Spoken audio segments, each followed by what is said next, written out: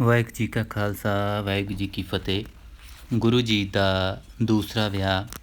ਸੰਮਤ 1741 ਦੀ ਵਿਸਾਖੀ ਦਾ ਮੇਲਾ ਆ ਗਿਆ। ਅਨੰਦਪੁਰ ਸਾਹਿਬ ਵਿੱਚ ਦੂਰ ਦੂਰ ਤੱਕ ਕੈਂਪ ਲੱਗ ਗਏ ਅਤੇ ਥਾਂ ਥਾਂ ਸੰਗਤਾਂ ਲਈ ਲੰਗਰ ਅਤੇ ਰਿਹਾਇਸ਼ ਦੇ ਪ੍ਰਬੰਧ ਕੀਤੇ ਹੋਏ ਸਨ। ਗੁਰੂ ਜੀ ਨੇ ਇਸ ਪ੍ਰਬੰਧ ਲਈ ਖਾਸ ਅਤੇ ਮੁਖੀ ਸਿੱਖਾਂ ਦੀ ਡਿਊਟੀ ਲਾਈ ਹੋਈ ਸੀ। ਇਸ ਸਮੇਂ ਇੱਕ ਖੱਤਰੀ ਸਿੱਖ ਰਾਮ ਸਰਨ ਕੁਮਹਾਵ, ਜੋ ਪਿੱਛੋਂ ਲਾਹੌਰ ਦਾ ਵਾਸੀ ਸੀ ਪਰ ਇਸ ਸਮੇਂ ਬਜਵਾੜੇ ਤੋਂ ਆਇਆ ਸੀ, ਉਸ ਨੇ ਭਰੇ ਦੀਵਾਨ ਵਿੱਚ ਆਪਣੀ ਸਪੁੱਤਰੀ ਮਾਤਾ ਸੁੰਦਰੀ ਜੀ ਦਾ ਸ਼ਗਨ ਦਸ਼ਮੇਸ਼ ਜੀ ਦੀ ਝੋਲੀ ਵਿੱਚ ਪਾ ਦਿੱਤਾ। ਬੜੀਆਂ ਖੁਸ਼ੀਆਂ ਹੋਈਆਂ। 7 ਵਿਸਾਖ ਨੂੰ ਬੜੀ ਧੂਮ-ਧਾਮ ਨਾਲ ਸ੍ਰੀ ਅਨੰਦਪੁਰ ਸਾਹਿਬ ਵਿੱਚ ਹੀ ਵਿਆਹ ਹੋਇਆ। ਮਾਤਾ ਸੁੰਦਰੀ ਜੀ ਦੀ ਕੁੱਖ ਤੋਂ ਸਾਹਿਬਜ਼ਾਦਾ ਅਜੀਤ ਸਿੰਘ ਜੀ ਦਾ ਜਨਮ ਹੋਇਆ ਸੀ। ਮਾਤਾ ਸੁੰਦਰੀ ਜੀ ਗੁਰੂ ਜੀ ਤੋਂ ਮਗਰੋਂ ਤੱਕ ਸਿੱਖਾਂ ਦੇ ਪੂਜ ਬਣੇ ਰਹੇ। ਭਾਈ ਮਣੀ ਸਿੰਘ ਜੀ ਨੂੰ ਇਹਨਾਂ ਨੇ ਹੀ ਬੰਦਾ ਬਹਾਦਰ ਦੇ ਸਮੇਂ ਦਿੱਲੀ ਤੋਂ ਅੰਮ੍ਰਿਤਸਰ ਸ੍ਰੀ ਹਰਿਮੰਦਰ ਸਾਹਿਬ ਦਾ ਗ੍ਰੰਥੀ ਥਾਪ ਕੇ ਭੇਜਿਆ ਸੀ। ਨਾਹਣ ਜਾਣ ਦੀ ਤਿਆਰੀ। ਜਿਉਂ-ਜਿਉਂ ਗੁਰੂ ਦਸ਼ਮੇਸ਼ ਜੀ ਦੀਆਂ ਸ਼ਾਨਾਂ ਵੱਧ ਰਹੀਆਂ ਸਨ, ਤਿਉਂ-ਤਿਉਂ ਹੀ ਈਰਖਾਲੂ ਅਤੇ ਗੁਰੂ ਘਰ ਦਾ ਵਿਰੋਧ ਕਰਨ ਵਾਲਿਆਂ ਦੇ ਮਨ ਵਿੱਚ ਵਿਰੋਧਤਾ ਦੇ ਤਰੰਗ ਉੱਠ ਰਹੇ ਸਨ। ਹੋਰ ਤਾਂ ਹੋਰ ਕਹਿਲੂਰ ਦੇ ਰਾਜੇ ਭੀਮ ਚੰਦ ਦੇ ਮੂੰਹ ਵਿੱਚ ਪਾਣੀ ਭਰ ਆਇਆ ਸੀ। ਉਸ ਦੇ ਲੋਭੀ ਹਿਰਦੇ ਵਿੱਚ ਇਹ ਸੁੰਦਰ ਅਤੇ ਮਨਮੋਹਣੀਆਂ ਵਸਤਾਂ ਪ੍ਰਾਪਤ ਕਰਨ ਦਾ ਲੋਭ ਭਰ ਗਿਆ ਸੀ। ਸੰਮਤ 1737 ਦੇ ਅਖੀਰ ਵਿੱਚ ਉਹ ਅਨੰਦਪੁਰੀ ਸ਼ਾਨਾਂ ਦੀਆਂ ਖਬਰਾਂ ਨੂੰ ਸੁਣ ਕੇ ਗੁਰੂ ਜੀ ਨੂੰ ਮਿਲਣ ਦੇ ਬਹਾਨੇ ਆਪ ਸਭ ਕੁਝ ਵੇਖਣ ਆਇਆ। ਕਾਬਲੀ, ਸ਼ਾਮਿਆਨੇ ਅਤੇ ਅਸਾਮੀ ਰਾਜੇ ਦੀਆਂ ਭੇਟਾਂ ਕੀਤੀਆਂ ਸੁੰਦਰ ਵਸਤਾਂ ਵੇਖ ਕੇ ਉਹ ਅਚਰਜ ਅਤੇ ਚਕਿਤ ਹੋ ਗਿਆ। ਇਹੋ ਜਿਹੀਆਂ ਸੁੰਦਰ ਸੁਗਾਤਾਂ ਤਾਂ ਸ਼ਾਇਦ ਔਰੰਗਜ਼ੇਬ ਕੋਲ ਵੀ ਨਾ ਹੋਣ। ਉਸ ਦੇ ਮਨ ਵਿੱਚ ਝਰਨਾਹਟ ਛਿੜ ਗਈ। ਕੁਝ ਦਿਨ ਰਹਿ ਕੇ ਉਹ ਚਲਾ ਗਿਆ, ਪਰ ਉਸਨੇ ਗੁਰੂ ਜੀ ਨਾਲ ਆਪਣੇ ਦਿਲ ਦੀ ਕੋਈ ਗੱਲ ਨਾ ਕੀਤੀ। ਗੁਰੂ ਜੀ ਦਾ ਪ੍ਰਤਾਪ ਜਿਉਂ-ਜਿਉਂ ਸਮਾਂ ਬੀਤ ਰਿਹਾ ਸੀ, ਵੱਧਦਾ ਜਾ ਰਿਹਾ ਸੀ।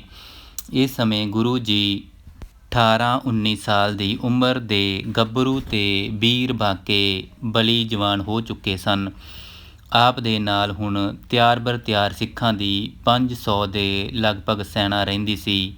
ਔਰੰਗਜ਼ੇਬ ਦੇ ਰਾਜ ਵਿੱਚ ਖਾਸ ਕਰਕੇ ਇਹ ਹੁਕਮ ਚਾਲੂ ਹੋਏ ਸਨ ਕਿ ਹਿੰਦੂ ਘੋੜਸਵਾਰੀ ਨਾ ਕਰੇ, ਆਪਣੇ ਘਰ ਅੱਗੇ ਨਗਾਰਾ ਨਾ ਰੱਖੇ, ਜਿਵੇਂ ਕਿ ਆਮ ਮੁਸਲਮਾਨ ਜਾਗੀਰਦਾਰਾਂ ਅਤੇ ਨਵਾਬਾਂ ਦੇ ਘਰਾਂ ਅੱਗੇ ਵੱਜਦੇ ਰਹਿੰਦੇ ਸਨ।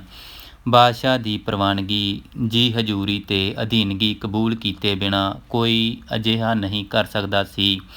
ਪਰ ਨਿਰਭੈ ਗੁਰੂ ਜੀ ਨੇ ਇਹ ਸਭ ਕੁਝ ਆਪਣੇ ਜੀਵਨ ਦਾ ਅੰਗ ਅਤੇ ਸਿੱਖਾਂ ਦੇ ਜੀਵਨ ਵਿੱਚ ਵੀ ਇਸ ਗੱਲ ਨੂੰ ਦਾਖਲ ਕਰ ਦਿੱਤਾ।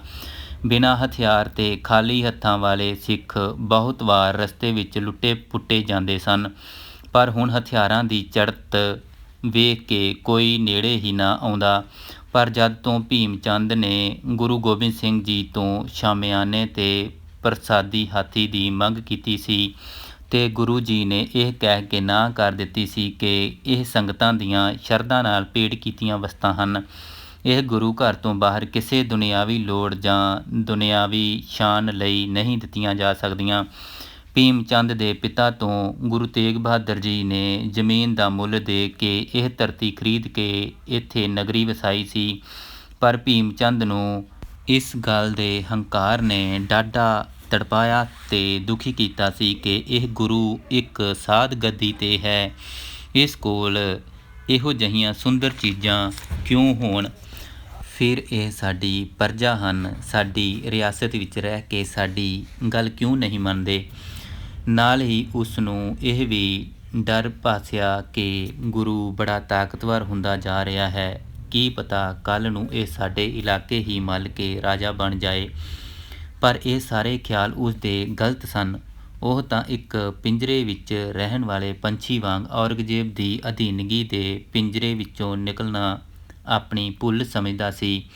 ਪਰ ਗੁਰੂ ਗੋਬਿੰਦ ਸਿੰਘ ਜੀ ਤਾਂ ਇਸ ਗੁਲਾਮਨਾ ਅਤੇ ਬੇਅਣਖੀ ਜ਼ਿੰਦਗੀ ਦਾ ਖਾਤਮਾ ਕਰਨ ਲਈ ਸਭ ਕੁਝ ਕਰ ਰਹੇ ਸਨ। ਇਸ ਲਈ ਭੀਮ ਚੰਦ ਨੂੰ ਵਿਰੋਧਤਾ ਤੇ ਈਰਖਾ ਕਰਨ ਤੋਂ ਬਿਨਾਂ ਹੋਰ ਗੱਲ ਸੁਝਦੀ ਹੀ ਨਹੀਂ ਸੀ। ਭੀਮ ਚੰਦ ਨੇ ਇਹ ਵਸਤਾਂ ਪ੍ਰਾਪਤ ਕਰਨ ਲਈ ਆਪਣੇ ਵਜ਼ੀਰ ਪੰਮੇ ਪ੍ਰੋਹਤ ਨੂੰ ਅਨੰਦਪੁਰ ਭੇਜਿਆ।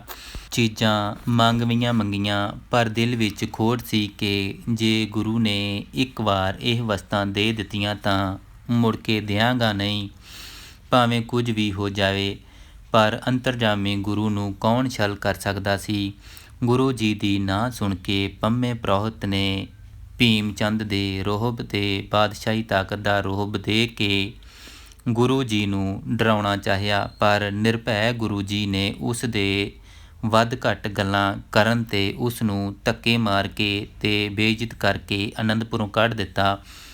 ਇਸ ਗੱਲ ਨੇ ਹੋਰ ਗੱਲ ਵਧਾਈ। ਉਸ ਨੇ ਗੁਰੂ ਜੀ ਨੂੰ ਲੜਾਈ ਲੜਨ ਦੇ ਸੁਨੇਹੇ ਭੇਜੇ ਤਾਂ ਗੁਰੂ ਜੀ ਨੇ ਉੱਤਰ ਦਿੱਤਾ, ਅਸੀਂ ਤੁਹਾਡੇ ਨਾਲ ਵਿਗਾੜ ਨਹੀਂ ਪਾਉਣਾ ਚਾਹੁੰਦੇ। ਸਾਡਾ ਤਾਂ ਨਿਸ਼ਾਨਾ ਹੀ ਪ੍ਰਜਾ ਵਿੱਚ ਨਿਰਭੈਤਾ ਤੇ ਬੇਅਣਖੀ ਜ਼ਿੰਦਗੀ ਵਿਰੁੱਧ ਬਗਾਵਤ ਕਰਨਾ ਹੈ।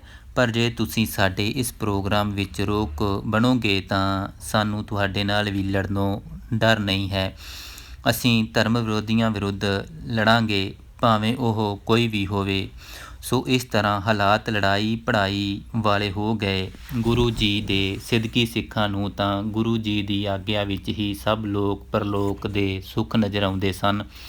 ਇਸ ਲਈ ਉਹ ਤਾਂ ਗੁਰੂ ਜੀ ਦੇ ਹੁਕਮ 'ਤੇ ਜਾਨਾਂ ਦੇਣ ਨੂੰ ਤਿਆਰ ਸਨ। ਪਰ ਮਸੰਦ ਤੇ ਹੋਰ ਅਜਿਹੇ ਕਾਰਦਾਰ ਸਿੱਖਾਂ ਨੂੰ ਇਹ ਗੱਲ ਚੰਗੀ ਨਹੀਂ ਸੀ ਲੱਗਦੀ। ਉਹ ਗੱਲਾਂ ਕਰ ਕੇ ਮਾਤਾਵਾਂ ਨੂੰ ਤੇ ਹੋਰ ਸਿੱਖਾਂ ਨੂੰ ਡਰਾਉਂਦੇ, ਪਰ ਗੁਰੂ ਜੀ ਦੇ ਸਾਹਮਣੇ ਕਿਸੇ ਨੂੰ ਕੋਈ ਗੱਲ ਕਰਨ ਦਾ ਹੀਆ ਨਹੀਂ ਸੀ ਪੈਂਦਾ। ਗੁਰੂ ਜੀ ਆਪਣੇ ਨਿਸ਼ਾਨੇ ਲੜਾਈ ਪੜ੍ਹਾਈ ਤੋਂ 1 ਇੰਚ ਵੀ ਇੱਧਰ ਉੱਧਰ ਹੋਣ ਲਈ ਤਿਆਰ ਨਹੀਂ ਸਨ। ਉਹ ਅਭਿਮਾਨੀ ਰਾਜਿਆਂ ਦੀ ਹਰ ਗੱਲ ਦਾ ਉੱਤਰ ਉਸੇ ਟੋਨ ਵਿੱਚ ਹੀ ਦਿੰਦੇ, ਜਿਸ ਤਰ੍ਹਾਂ ਦੇ ਰੋਹਬ ਤੇ ਦਬਾਅ ਪਾਉ ਹੱਥ ਕੰਡੇ ਕਰਕੇ ਉਹ ਗੁਰੂ ਜੀ ਨੂੰ ਦਬਾਉਣਾ ਚਾਹੁੰਦੇ ਸਨ। ਉਹਨਾਂ ਦੀ ਬਾਰ ਸੁਨੇਹੇ ਭੇਜ ਕੇ ਲੜਾਈ ਕਰਨ ਦੀ ਧਮਕੀ ਨੂੰ ਮੁੱਖ ਰੱਖ ਕੇ ਗੁਰੂ ਗੋਬਿੰਦ ਸਿੰਘ ਜੀ ਨੇ ਵੀ ਬਾਹਰੋਂ ਉਚੇਚੇ ਕਾਰੀਗਰ ਬੁਲਾਏ, ਜਿਨ੍ਹਾਂ ਕੋਲੋਂ ਬੰਦੂਕਾਂ, ਨੇਜੇ, ਤਲਵਾਰਾਂ ਤੇ ਹੋਰ ਜੰਗੀ ਸਾਮਾਨ ਬਣਵਾਉਣਾ ਸ਼ੁਰੂ ਕਰ ਦਿੱਤੇ ਤੇ ਇਸ ਗੱਲ ਨੂੰ ਪ੍ਰਗਟ ਕਰਨ ਤੋਂ ਉਹ ਰੱਤੀ ਵੀ ਨਾ ਝਿਜਕੇ, ਨਾ ਡਰੇ ਕਿ ਜੇ ਪਹਾੜੀਆਂ ਦੇ ਅਨੰਦਪੁਰ ਵੱਲ ਮੂੰਹ ਕੀਤਾ ਤਾਂ ਅਸੀਂ ਵੀ ਘੱਟ ਨਹੀਂ ਕਰਾਂਗੇ। ਹਥਿਆਰ ਨਾਲ ਹਥਿਆਰ ਭਿੜਾ ਕੇ ਆਪਣੇ ਜੰਗੀ ਕਰਤੱਬਾਂ ਤੇ ਹੁਨਰਾਂ ਨੂੰ ਖੂਬ ਵਿਖਾਵਾਂਗੇ। ਪਰ ਕੁਦਰਤ ਭਾਵੀ ਨੇ ਇਹ ਲੜਾਈ ਅਨੰਦਪੁਰ ਦੀ ਥਾਂ ਕਿਸੇ ਹੋਰ ਥਾਂ ਕਰਾਉਣੀ ਸੀ। ਸੋ ਇਸ ਦਾ ਕਾਰਨ ਇਹ ਬਣ ਗਿਆ ਕਿ ਨਾਹਨਪਤੀ ਰਾਜਾ ਬੇਦਨੀ ਪ੍ਰਕਾਸ਼ ਨੇ ਠੀਕ ਇਸੇ ਸਮੇਂ ਅਨੰਦਪੁਰ ਵਿਖੇ ਸੁਨੇਹਾ ਭੇਜਿਆ ਕਿ ਜੇ ਗੁਰੂ ਜੀ ਨਾਹਨ ਮੇਰੀ ਰਿਆਸਤ ਵਿੱਚ ਆਉਣ ਤੇ ਮੈਨੂੰ ਦਰਸ਼ਨ ਦੇਣਾ ਪਸੰਦ ਕਰਨ ਤਾਂ ਮੇਰੇ ਧਨ ਭਾਗ ਹੋਣਗੇ।